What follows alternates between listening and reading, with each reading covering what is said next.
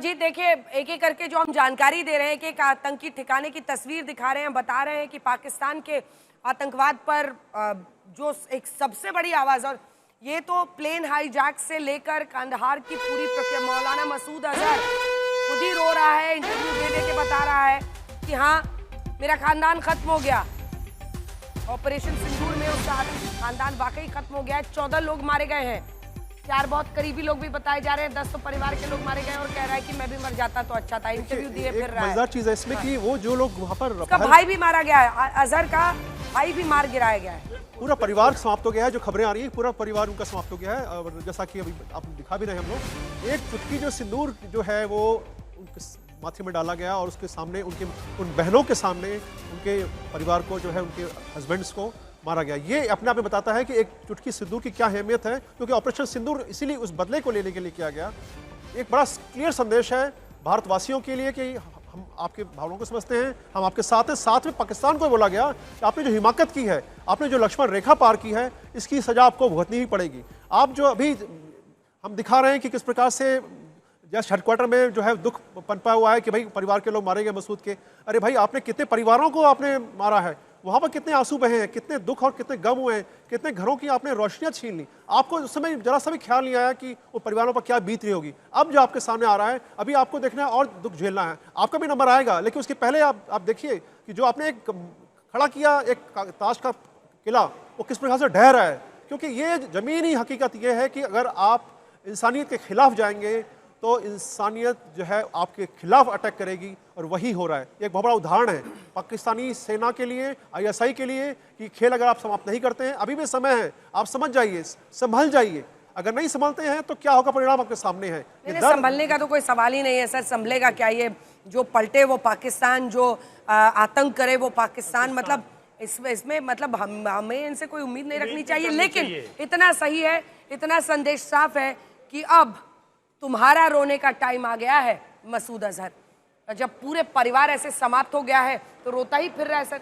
Interview दे रहा है दयाल साहब, कह रहा है कि मैं भी मर जाता तो अच्छा था। जिस आदमी ने 1989 से दुनिया भर के हमारे तो लाखों परिवारों को तबाह किया है, आज सिर्फ उसके 14 परिवार तबाह हुए।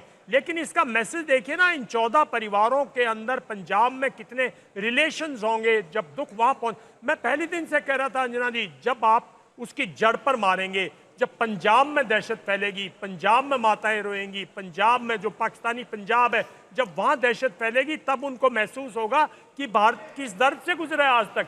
तो मैं समझता हूं मसूद अजहर जो है वो सिर्फ उसके 14 लोग नहीं गए, उसके 14 पारिवारिक संबंध नहीं गए, ये पूरे के पूरे वो लोग जो आतंक से जुड़े हुए हैं, उनको एक बहुत स्ट्रांग मैसेजिंग गई है कि अब बारी आपकी है और बारी खत्म नहीं होगी जब तक जड़ से आतंकवाद पाकिस्तान की जमीन से ख़त्म नहीं करेंगे, जब तक हम पीस बिल्कुल इस्टेब्लिश नहीं करेंगे।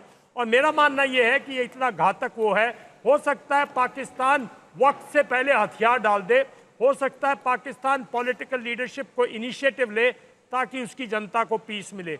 ये एक बहुत बड़ा, एक बहुत ऐसा अवसर है, आज एक ऐसी स्ट्राइक गई है जिससे पूरे के पूरे पाकिस्तान जो पॉलिटी है उसको झंझोड़ दिया है, उसको जो है बिल्कुल वहाँ खलबली मची हुई नहीं है। मैं समझता हूँ वहाँ पे कंफ्यूजन है, वहाँ पे बहुत ही एक तरह से आपसी द्वंद्व है कि भाई क्या करें इससे।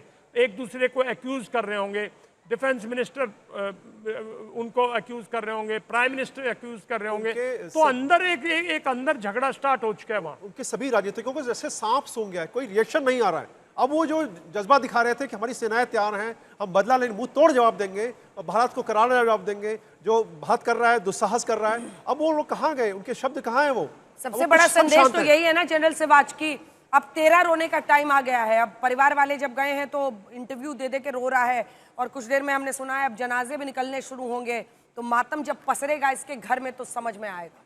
बिल्कुल, ये अभी मसूद अजहर को ये महसूस होना चाहिए जिस प्रकार से इसने लाशें यहाँ बिछाई भारत में। आतंकवाद ये कम से कम 10 से 12 साल से कर रहा है, और अब इसको एक ये सच्चाई है कि आज इसको पता चला है जब इसके नज़दीक के मरते हैं तो दुख कितना होता है। तो जब इन्होंने यहाँ पर भारत के अंदर आतंकवाद फैलाया है तब इसको नहीं समझ आया। देखो, मुझे लगता है अभी पाकिस्तान बुखला हुआ है, और पाकिस्तान को कहीं ना कहीं ये भी लग रहा है कि अगर आप उनका मीडिया देखें अभी और DGISPR देखें तो वो एक साइकोलॉजिकल वारफेयर करें। जैसे उन्होंने बहुत कुछ कर दिया कि जो भारत के एक्शन थे, भारत के जो जिस प्रकार से टारगेट से उनको डिस्ट्रॉय किया, वो उसको तो दिखा नहीं रहे, कुछ और ही दिखा रहे। बट सच्चाई यह है कि वहाँ पर अवाम भी खुश है। आप POK में लोग खुशी का जश्न मना रहे हैं कि बहुत अच्छा हुआ कि पाकिस्तान के ये जो ट्रेनिंग कैंप हैं जो उनको अच्छे नहीं लगते, उनको बर्बाद किया गया। इसी प्रकार से आप देखें कि आज पाकिस्तान की जो गवर्नमेंट है उसको समझ नहीं आ रहा अगला स्टेप क्या लें। वो तो ऐसा भी सुनने में आया, हो सकता है वो कुछ ना करें, मगर अगर वो कुछ करते भी हैं भारत उसका जवाब देगा, भारत उसके लिए तैयार है। मगर ये सच्चाई है, पाकिस्तान में एक बुखलाहट है, पाकिस्तान की गवर्नमेंट पैरालाइज है, उसको कुछ नहीं पता, प्रधानमंत्री को कुछ नहीं। और आपके ये देखें chief of army staff general Asim Munir, वो कहाँ गायब हो गए, अब वो कुछ नहीं बोल रहे। तो सच्चाई है उनके एक बार सांप लौट गया है। जिस प्रकार से ये 9 हमले हुए हैं, एक प्रिसिशन शूटिंग हुई है, आतंकवाद का खात्मा किया है। आतंकवाद के जो 2 मेन हेडक्वार्टर थे, जो एक पर का मुरीद का और भावलपुर प्लस मुजफ्फराबाद में जो एक पर जैसे मोहम्मद का, उनको बिल्कुल नष्ट कर दिया। आप जो ये दिखा रहे हैं अभी फोटोज इनकी, इसको देख के लगता है कि इसके अंदर कुछ नहीं बचा होगा। इनके काफ़ी आतंकवादी मर गए होंगे, वो उन्होंने गायब कर दिए हैं जो वो ये करते हैं। जैसे बालाकोट में इन्होंने सफाई से उनको गायब कर दिया था। मगर सच्चाई ये है, पाकिस्तान को अब ये पता लग गया है, अगर आप आतंकवाद